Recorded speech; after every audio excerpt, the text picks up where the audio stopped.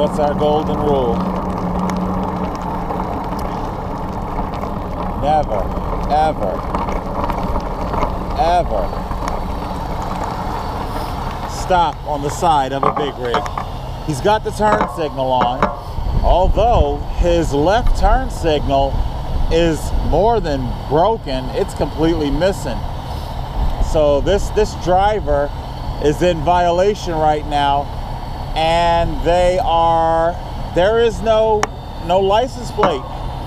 No license plate, and they are completely missing a brake signal / turn signal. So, like I say, I do my part to stay safe. I do not filter. I could continue up alongside, but I do not. I wait. The light's green. I'm waiting for this guy to go. So that's why you gotta wait and see what he's gonna do.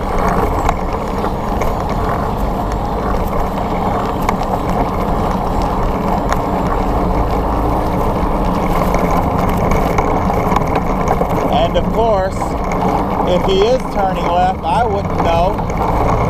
I'm signaling my turn, but he's unable to signal his. He signaled the right turn because he has a right turn signal. What can I say, people? Total Control, 871.